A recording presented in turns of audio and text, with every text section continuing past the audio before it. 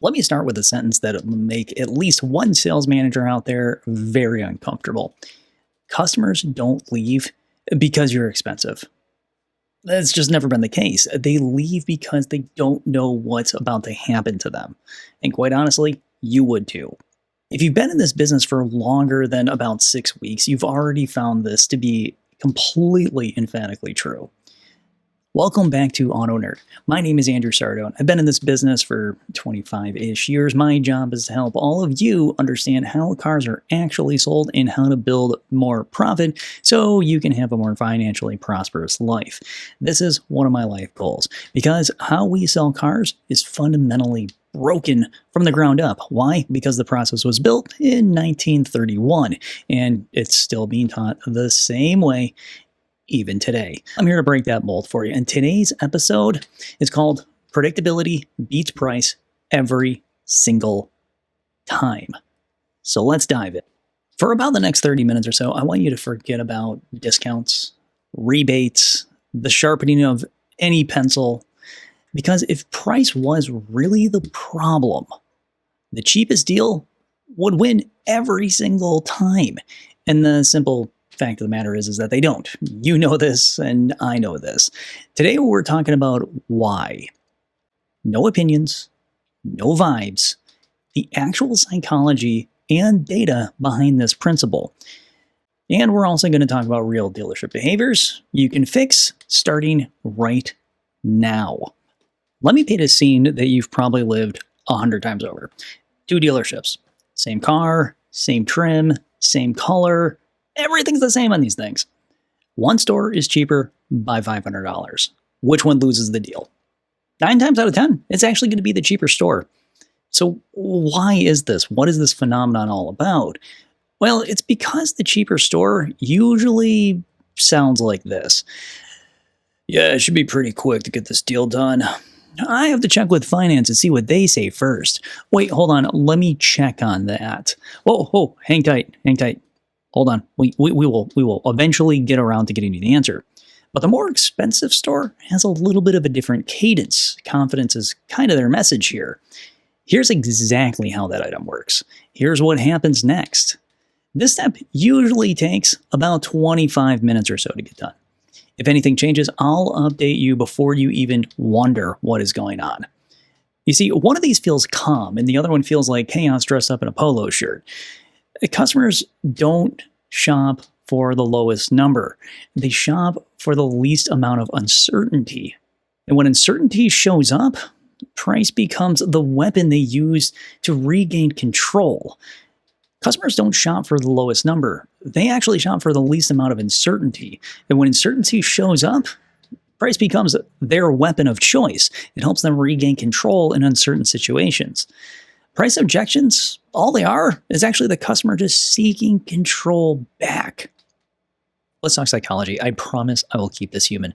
There's a concept called ambiguity aversion. Here's the simple version of this. I give you 2 bets. Bet A, you know the odds. Bet B, you don't know the odds. Most humans will almost emphatically choose bet A, even if bet B will pay out more. Why is this? Because our brains treat unknown outcomes as though they're threats. Now translate this to the dealership. The customers, they don't know the price when they walk in the door. They don't know their trade value. They don't know how financing actually works. They don't know anything about how long this whole process is going to take. The dealership is the ultimate bucket for unknowns. And the data is clear. People will pay more to escape ambiguity. And not because they love spending money, but because they love sleeping at night and maintaining their own sanity and not having their anxiety spike through the roof. And here's the amazing thing. High prices, they actually didn't kill satisfaction. During supply chain shortages, prices went up a lot. And you saw this happen. Logic says that satisfaction should have completely cratered in about itself. It didn't. Buyer research showed more people saying they got a good deal even when paying more. Well, how the heck does this happen? This goes counter to everything that we've been taught. It's because the process was simpler. You see, less inventory created less games. It forced more straight answers. Buyers judged a good deal by ease, trust, and clarity. And here's a line to remember. Pain is always tolerable when it's explained. Pain is unbearable when it's a surprise. That's why buyers wanted online pricing and online negotiation and online finance and everything that will apparently put us out of a job at some point in time. It's not because they hate working with us as sales consultants. It's because digital tools remove ambiguity from the system. They turn the unknown into knowns. Now let's talk about the effort. This is where dealerships accidentally torch loyalty. Here's a stat that you absolutely need to hear. 96% of customers who experience high effort become disloyal. Wait, what? I'm not saying annoyed. I'm not saying on the fence. High effort situations, the customer is gone. Meanwhile, only 9% of low effort customers leave. Wait, that's not a gap. That's a freaking canyon. You see, the effort equals uncertainty. Waiting without updates, repeating information, sitting in silence, being passed around from one person to the other, to the other, to the other. Every one of these says we don't control the process, and the customer responds by controlling the only thing that they possibly can, and the only thing that they understand. And that's the price. And here's a quiet truth. Customers, they actually don't hate waiting. What they do really hate is not knowing how long they actually have to wait. You see, a 30-minute wait with updates feels shorter than a 10-minute wait in just complete silence. The silence is interpreted from the customer as being disorganized, deception, or possibly even disrespectful. And once trust drops, price resistance automatically bubbles up, and the customer and you start armoring up for a fight. You see, customers aren't judging you on price. They're actually judging you by the moments that you provide them along the way. They judge you by the journeys that you take them on. If sales is clear but finance is opaque, the whole thing starts to feel broken. Predictability is not a salesperson's skill. It's a management responsibility. Things like scripts, they matter. Process narration, it matters too. Inconsistency matters as well. What doesn't matter in this business, and never really has, is heroics. So this week, I have a challenge for you. And it's not an easy one, but if you stick to your guns, it's going to make you a bunch of money. So for 1 week, I don't want you to discount anything. I want you to change your process. Here it is. Instead of discounting and doing things as we normally do, I want you to narrate every single step. I want you to set time windows, give updates before the customer even asks. An end-to-end phrase with something along these lines. Before we move forward, how are you feeling about everything so far? That's it. You're checking in with them. There's no magic words this week, no CRM, no discounts, just pure clarity. Because when customers trust the journey, they stop fighting the ticket. They stop fighting the monthly payment. This is how we protect our margin. That's how predictability beats price every single time. Because trust is our amplifier. Trust is our thing that we can latch onto to allow the customer to realize that we are a reasonable and decent human being to work with.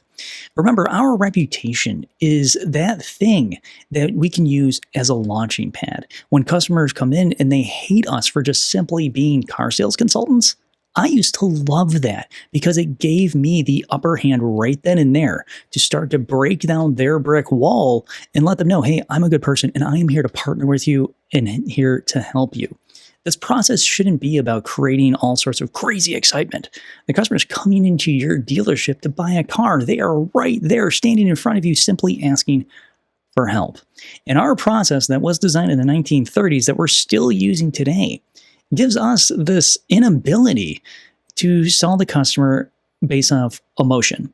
And if emotion is the driver to getting somebody to say yes faster, that means that whole process is wrong. And trust is going to be the number one provider of income to you. So really look at the experience that you offer up your customer every single day. Is it something that will allow the customer to go, hey, you know what? This person is actually in it for me. Because the perception is that we're going to be terrible. And when we're awesome, all of a sudden the customer realizes that, hey, I am in it for you and I want to buy at the highest possible price. Now, in addition, consider how you live your life. Take a look at where you shop and what you do. Do you buy the least expensive stuff? Do you go out and spend more money on quality things to make you happy? Seriously, you have something that you stand upon, that you carry that flag for, and you cheer for it. Why? Because it's probably a great product, because the people probably treated you well, and you will buy that product again and again and again. Not necessarily for the product, but because of the company or the people that are behind it. So realize this when you're sitting down with customers. Our process should be boring, predictable, and human. It shouldn't be something where we're setting some crazy gong off or running our popcorn machine every 5 seconds in the dealership. This is not a circus. This is a place of business. It's a financial institution where hundreds of thousands of dollars go through every single day. And we need to have the respect for the person that's sitting in front of us and show them that we are in it wholly 100% for them. Because in this game, I work somewhere that supplies me the products. I work somewhere that supplies me my phone. I work somewhere that provides me leads. In addition to that, my job is to make sure that person that's looking at that product has access to buy it however they can. My job is to work with them, not necessarily to work with the dealership as a consultant. And as a manager, my job it must be, to make sure that my consultants have every ability to give that customer the right to say yes. And if we're speeding the customer along because our tactics say so, or because your type A personality pushes you to the point of being incredibly impatient because that deal's not done right now, just know that you might be cutting that deal short by thousands and also affecting the income of the individual that's trying to sell it. Keep these things in mind, because in our business, the money, it's not necessarily in the price. It's in predictability. And that, my friends, is a completely human thing that we can all get behind.